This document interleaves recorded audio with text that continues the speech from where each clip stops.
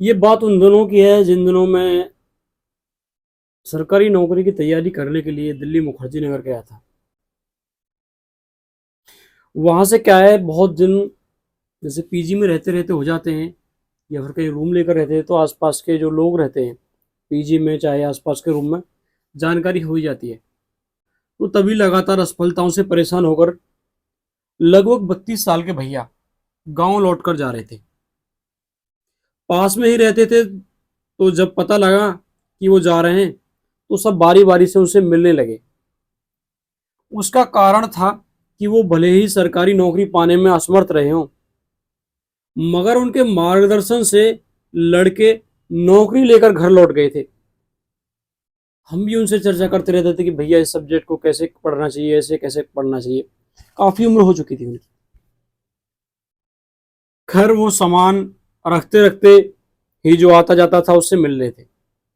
किताबें अलमारी से निकालकर फर्श पर रख दी ताकि कबाड़ी को बेच सकें, और सभी से कह भी रहे थे कि तुम्हारे काम की हो तो ले लो किताब। फिर क्या था, सबने जो सही लगा वो किताब ले ली। मेरी नज़र उनकी एक पुरानी डायरी पर पड़ी। वो सामान रख रहे थे तो मैं खोलकर देखने लगा। जब दिल्ली आए थे तो प्रेम, हार, कविताएं, नशा, दोस्ती सब कुछ लिखा था उसमें। प्रेम पर कुछ ज्यादा ही लिखा था। मुझसे रहा नहीं गया। मैं पूछने लगा कि भैया ये जो तीन चार लड़कियों के नाम आपने इसमें जो लिखे हैं, ये सब आपकी गर्लफ्रेंड थी? पहले तो भैया थोड़ा हक बकाए, मगर फिर बोले, गर्लफ्रेंड नहीं, मेरी असफलताओं का कारण। मैं खुद को इतना बुद्धिजीवी समझने लगा था कि सोचा प्रेम और पढ़ाई दोनों साथ कर लूंगा।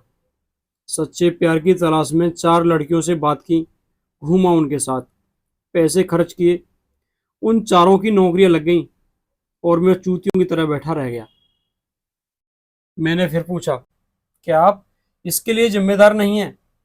हाँ, हैं तो उन्होंने कहा। हो, मगर जिंदगी में कुछ चाहत होती हैं जो चाहने से ही मिलती हैं। मेहनत बहुत की मैंने, और मैं योग्य भी हूँ। एक नौकरी करने वाले को मेरे सामने बिठा दो, अगर आगे निकल जाए तो कहना।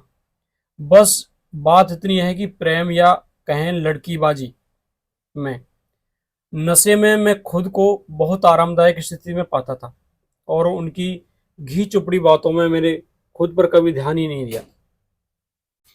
माँ बाप मरने वाले हैं और मैं साला यह रंगेलियां मना रहा हूँ। रोते हुए बोले।